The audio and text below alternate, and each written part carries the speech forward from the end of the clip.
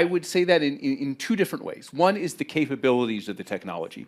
Every 3 to 6 months, we have this reversal of polarity, where the media is incredibly excited about what the technology can do. It's going to change everything, and then it's all a bubble. It's all going to fall apart. And what I see is this smooth exponential line where, similar to Moore's law for compute, we basically have a Moore's law for intelligence, where the model is getting more and more cognitively capable every few months. And that march has just been constant. The up and down, we invented a new thing, it's all going to crash, it's hitting a wall, it's going to go crazy. That is a public perception phenomenon. That's on the capability of the technology. I think there's a similar thing on the polarity of whether the technology is good or bad. In 2023 and 2024, there was a lot of concern about AI, right? There was, concern AIs are gonna take over. There was a lot of talk about AI risk, AI misuse. Then in 2025, the political wind shifted, as you say, to AI opportunity. And now they're sort of shifting back. And I think throughout all of this, the approach that I have tried to take and the approach that Anthropic has tried to take is one of constancy, of saying that there is balance here. Balance of a very strange form, because I think the technology is very extreme in what it's capable of doing. But I think its positive impacts and its negative impacts, that they both exist, right? I wrote this essay, Machines of Loving Grace, about 1.5 years ago. It had a very radical view of the upside of AI, that it would help us to cure cancer, eradicate tropical diseases, kind of bring economic development to parts of the world that haven't seen it. And my view hasn't changed. I believe all of those things. But the other side of it, which I'm now kind of writing more about and may release something about soon, is bad things will happen as well. If we just for an example, as one of the risks, we take the economic side of it. My view is the signature of this technology is it's going to take us to a world where we have very high GDP growth and potentially also very high unemployment and inequality. Now, that's not a combination we've almost ever seen before, right? You think of it as high GDP growth, that's lots of stuff to do, lots of jobs for everyone. It's always been like that in the past. We've never had a technology that's this disruptive. So the idea that we could have 5 or 10% GDP growth, but also 10% unemployment, it's not logically inconsistent at all. It's just never happened that way before. And I'm really quite for those both reasons, excited and worried. If I take an example, something like AI coding, the latest model we released, Claude Opus 4.5, I have some engineers, some engineering leads within Anthropic who have basically said to me, I don't write any code anymore.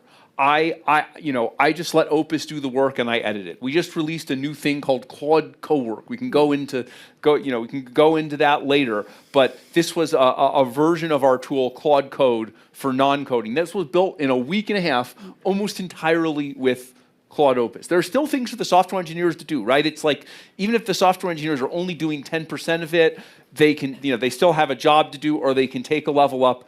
That's not going to last forever.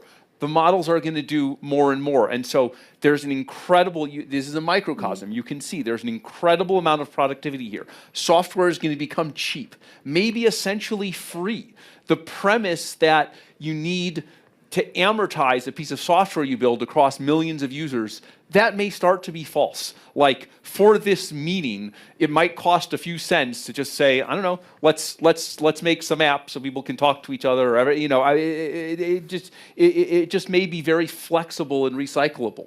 But at the same time, there are whole jobs, whole careers that we built for decades that may not be present. And I think we can deal with it. I think we can adjust to it. But I don't think there's an awareness at all of what is coming here and the magnitude of it. So it's so interesting when you say that. So how do you think, in a world of of high GDP growth, but also high unemployment. What does that do to society? And you said there are, people aren't thinking about it now. Can you give concrete examples of how society might organize itself to adapt to such a world?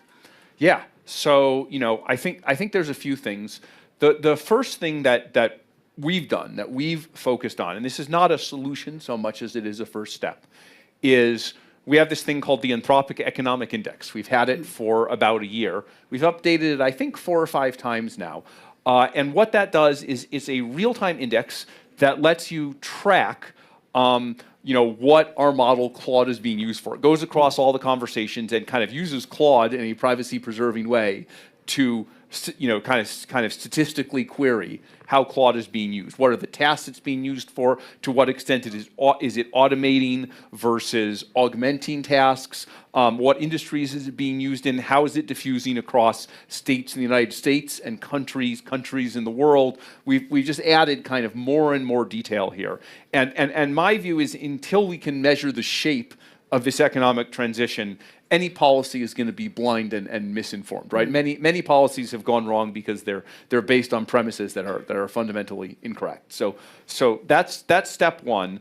Step two is I think we need to think very carefully about how do we allow people to adapt, right? People can adapt more quickly or they can adapt more slowly. This can mean adapting to use the technology within existing jobs. This can mean adapting, from one job to another job. For example, I think there are probably going to be more jobs in the physical world and less jobs in the knowledge work economy. Now, maybe eventually robotics, makes progress, but I think that's on a slower trajectory. So that's one. Are there jobs that have still kind of, really value a human touch? Some of them do, some of them don't. We may find out how important that is in the market and where it's most important. At the level of companies, what are the moats when software becomes cheap and then subsequently the rest of knowledge work becomes cheap? We don't know. We've never quite asked that question. We've thought about moats in a certain way. So there's going to be a huge scramble at the level of companies. So teaching people to adapt, teaching them what to expect, I think is the second step. And the third step is I think there's going to need to be some role for government in a displacement that's this macroeconomically large. I just don't see how it doesn't happen. The pie is going to grow much larger, right? Like the money is going to be there. Like the budget may balance without us doing anything because there's so much growth. The issue is distributing it to the right people, and so I think this is probably a time to worry less about disincentivizing growth and worry more about making sure that everyone gets a part of that growth, which I know is the opposite of the prevailing sentiment now. But I think technological reality is about to change in a way that forces our ideas to change. So obviously, in your desire to create this greater sense of urgency, are you speaking to people in the administration? I mean, Anthropic hasn't always been the sort of first on the guest list for this administration, but do you have people there that you're talking to? I have said it to them myself, and to be clear, there are plenty of things we agree on, right? I think the AI action plan that the administration put out in the middle of this year actually had some very good ideas here. I think we probably agreed with the vast majority of it. But I think most of all, we just want to say these things in public and kind of have a public debate about them, right? We don't control policy. I think the most useful thing we can do is describe to the world what we're seeing and provide data to the world.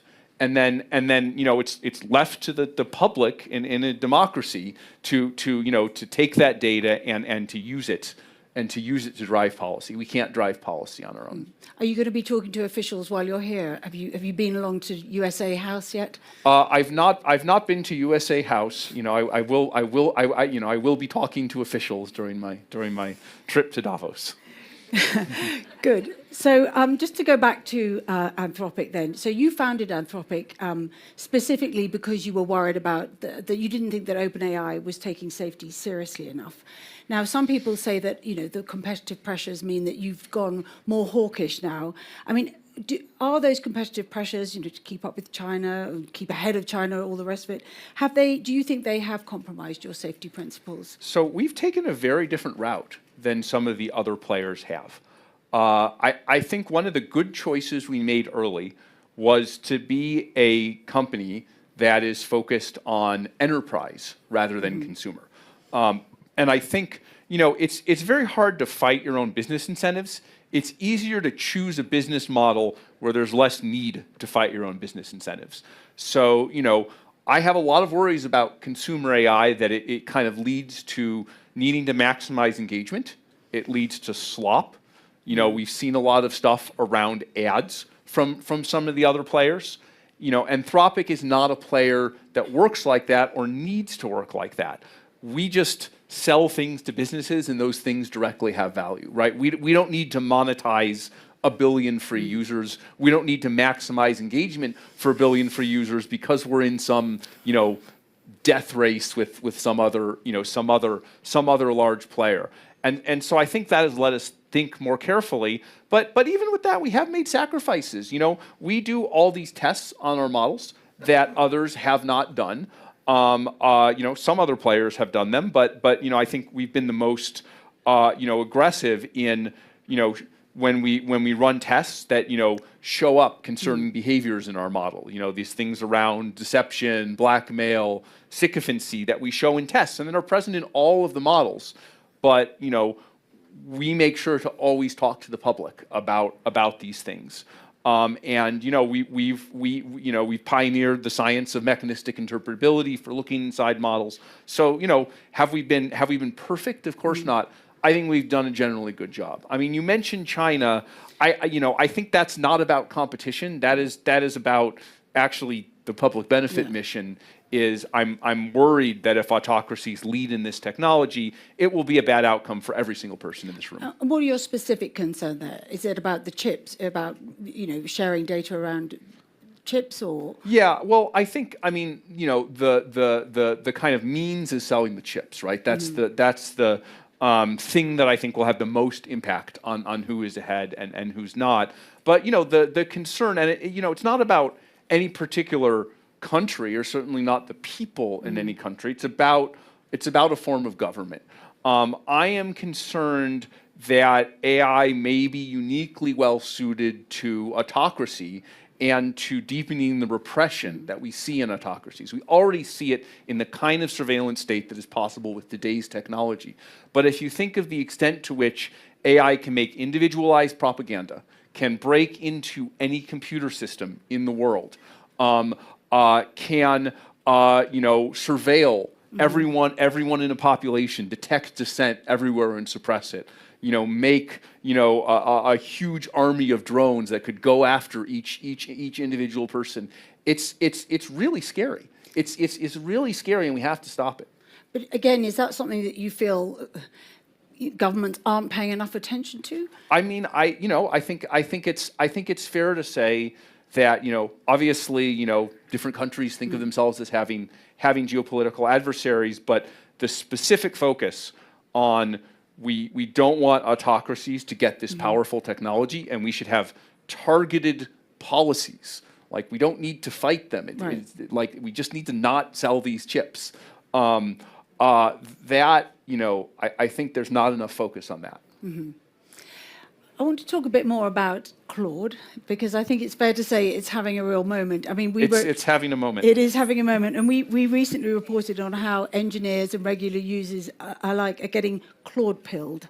And I just wondered how you feel about the state of the business today versus a year ago. Yeah, I mean, this is one of these things that's been, the growth of the business has been fast, but kind of on the same smooth exponential curve as the technology. So we have this revenue curve that in 2023 went from 0 to roughly 100 million. Went in 2024 went from roughly 100 million to roughly a billion. 2025 went from roughly a billion to roughly 10 billion. Not exactly; these are rounded numbers, but that is roughly it. Through that, if you go on Twitter, every couple months it's like, oh my God, Anthropic's changing the world. Oh my God, Anthropic's totally destroyed. Just the excitability of the moment. But we just watch it, and we watch this curve. It's fast. It's constantly progressing. It's given us confidence. We never know for sure if it's going to continue. It might not. But that has been empirically what we have observed the whole time. And then there are these moments where, even though the curve is smooth, there's a breakout moment. And so right now, I think there's a breakout moment around Claude Code among developers. This thing about being able to make whole apps and doing things end to end. Again, that advanced gradually, but with our most recent model, Opus 4.5, it just kind of reached an inflection point, right? Where the improvement was gradual, but it's just like you boiling the frog. You see the gradual improvement, and then there's a specific point at which suddenly that's the point people notice. I think the second thing that has maybe accelerated that further is we looked at Claude Code, and one of the things we noticed is there were a lot of people inside Anthropic and outside Anthropic who were not technical, but who realized that Claude Code could do these incredible agentic tasks for you. It couldn't just write code, it could also organize your to-do list, or plan your projects, or organize your folders, or process a bunch of information and kind of summarize. So the idea that not just a chatbot but agentic tasks were needed. Non-technical people were realizing it, and they wanted it so much that they were wrestling with the command line, right? Non-technical, they have no reason. If you're not a programmer, it's such a terrible interface to use if you're not a programmer. But people were going through and using it anyway, and so I looked at that and I said, that looks like unmet demand. And so we used Claude Code, again, in like 2 weeks, to make basically a kind of a version with a better UI that's customized for tasks other than code, and we released it, and within like a day, it had like most of the metrics on it were like 4 times as much as anything we'd ever released. So those are the two moments. I don't know that these are new capabilities, but there was just one of these kind of consensus moments where people got really excited, and it's driving adoption really fast. I think people are catching up to what the technology is capable of, because it's reached a certain point and because we built interfaces that have made it accessible. Can you tell us a bit about how you personally, in your life, your family life, use agentic AI? Yeah. So when I'm writing like an essay or something, or like things I say in front of the company, I feel like a fair amount of my job is writing, and so I kind of have Claude come up with sources, help me with my writing, that kind of thing. And then obviously you're having this great moment, and I think it's widely expected that you're going to IPO this year. Can you tell us a bit about your plans for that? Yeah, I mean, we don't know for sure. We don't know for sure what we're going to do, and I would say we're more focused on just keeping the revenue curve going, making the models better, selling the models to people, warning about the societal impacts and bringing the good societal impacts. So that's kind of the highest. That's kind of the highest priority right now, but I'm not saying anything novel if I say that this is an industry with very high capital demands, and that there's only so much at some point that the private markets can provide. So another model that's absolutely having a moment is Gemini, and Yes. it sort of surged to the top of the App Store recently, and OpenAI declared code red, and so everyone got very excited about that. Do you worry about your ability to compete against Gemini, given the sheer size of Google? So I think this is another place where just being different helps. So the enterprise strategy, Google and OpenAI are fighting it out in consumer, right? It is existential to both of them. Existential to OpenAI because that's their whole business. Existential to Google because they have the search business, and that's what's being disrupted by this. So they need to replace themselves and fight the disruption. So that's always their first priority, and they seem much more focused on that than kind of operating in the enterprise. It's been great to see what Gemini is capable of in consumer. I think they're going about it a different way. I was just on a panel with Demis Hassabis, who leads research at Google. I think he's a great guy. I've known him for 15 years, so I'm rooting for him. You talk about differences. One difference is, I believe, is that Anthropic doesn't have the ability to generate videos and photos. Do you see that as a potential weakness? I think for enterprise business, there's not really a demand for like, photos of, the cats riding donkeys or, whatever, whatever consumer video people want. There's maybe an edge case around like slides and presentations, but if we ever need it, we can just buy them. We can just contract a model from someone else. So, I don't know what will happen. I don't know what will happen in the future, but I at least don't anticipate needing this. And I think there are problems associated with this. Like, I think, we look at the amount of short form video out there, like a lot of it's fake, a lot of it's pretty addictive, a lot of it's slop. Not to say that all of it is bad or that necessarily doing it means you're bad, but it's not a part of the market that I'm like, tripping over myself to get involved in. You mentioned that you were on a panel with Demisa Sabis, and when we were chatting earlier yesterday, you said something that I thought was very interesting, that scientists are approaching the AI era, or scientists who are leading these big AI companies are approaching the era differently from sort of tech entrepreneurs. Can you say a bit more about what you mean by that? Yeah, well, so, when you think about this technology, it's really the intersection of research that has been going on for many decades, much of which was academic in nature until a decade and a half ago, and the kind of scale needed to develop and deploy these technologies over the last decade and a half, which has only come from the large scale kind of internet and social media companies, right? They have the infrastructure, they have the cash. So we've seen a world in which some of the companies are essentially led by people who have a scientific background. That's my background, that's Demis's background. Some of them are led by the generation of entrepreneurs that did social media. And I think that's very different. That scientists, there's a long tradition of scientists thinking about the effects of the technology they build, of thinking of themselves as having responsibility for the technology they build, not ducking responsibility, right? They're motivated in the first place by creating something for the world. And so then they worry in the cases where that something can go wrong. I think the motivation of entrepreneurs, particularly the generation of social media entrepreneurs, is very different. The selection effects that operated on them, the way in which they interacted with, you might say, manipulated consumers is very different. And so I think that leads to different attitudes. Now, we've been taking some questions from readers who submitted their questions online, but before we do that, I just wanted to ask you one more thing, which is that, again, big picture, tensions are running very high at the moment between the US and the EU. Do you wonder about how that might impact how you operate your business should things escalate? Look, I mean, we have always, we only speak for ourselves. We've always thought of ourselves as kind of our own thing and independent, right? We don't go out of our way to be for or against anyone, but when we disagree on policy, we say so. When we agree on policy, we say so, and we really keep it focused on AI. And so I haven't seen any reluctance in folks in other parts of the world to work with us. Right? We're our own thing. We're providing AI models. We try to do that responsibly.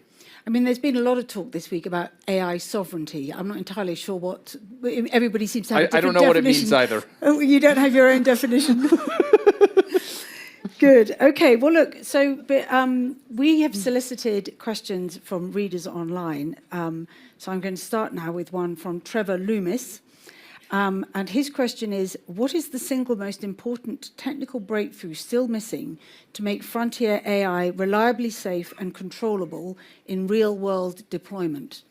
So I think we need to make more progress on mechanistic interpretability, which is the science of looking inside the models.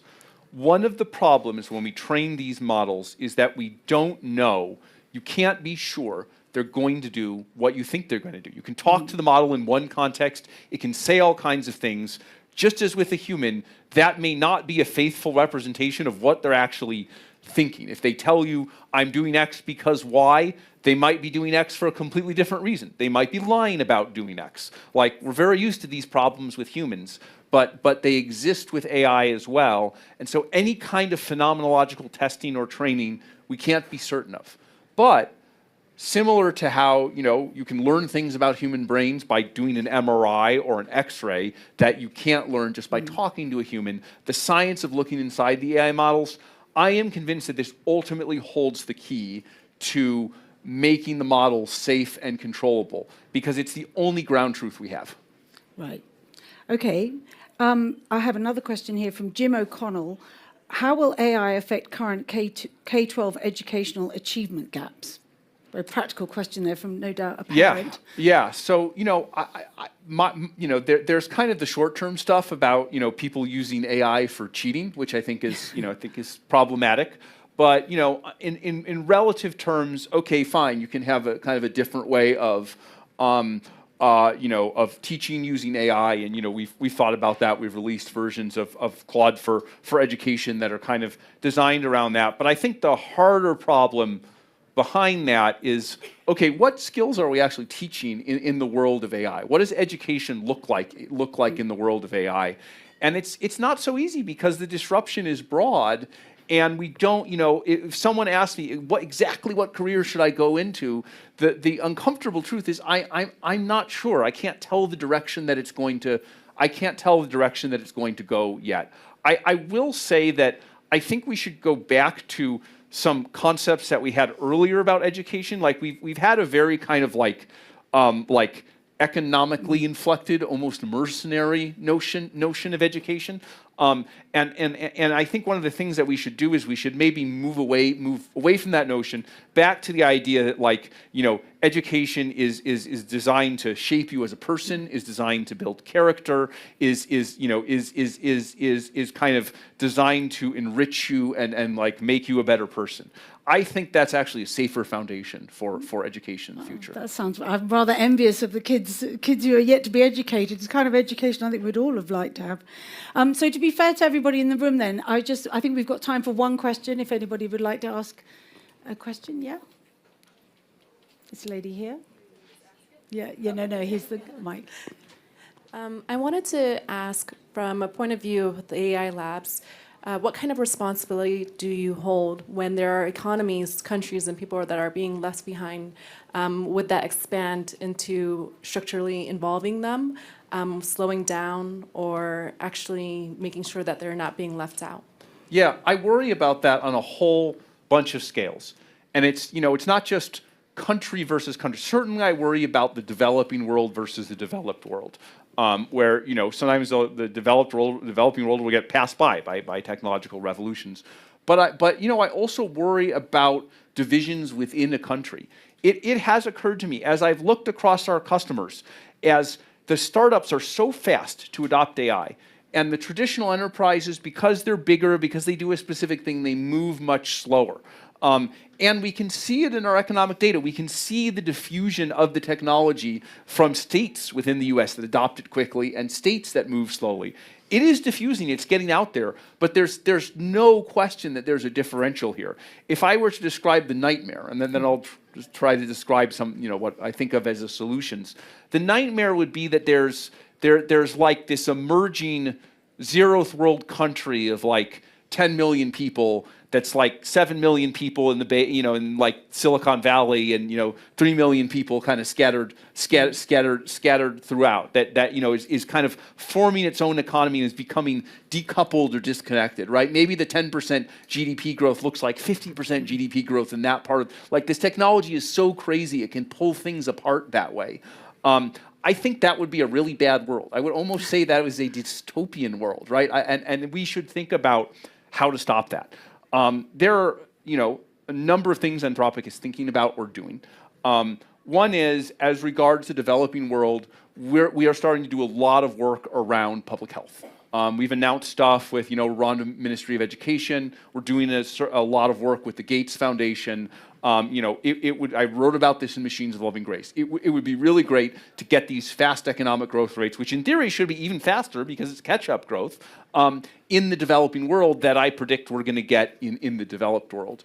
Within countries, we need to think about, how not to have a part of the world that just that just kind of decouples, right? How do we get the economic growth to Mississippi that is coming to this contained area of Silicon Valley? And so, there we've done work around kind of economic mobility and economic opportunity. But I think both of these, again, are going to need to have some involvement of the government. We're going to find that ideology will not survive the nature of this technology. It won't survive reality. The things I'm talking about, while you could today say, oh yeah, they're like politically coded in some way, they're going to become bipartisan and universal because everyone will recognize the necessity of it. Just mark my words. We come back, if not next year, the year after, everyone's going to think this.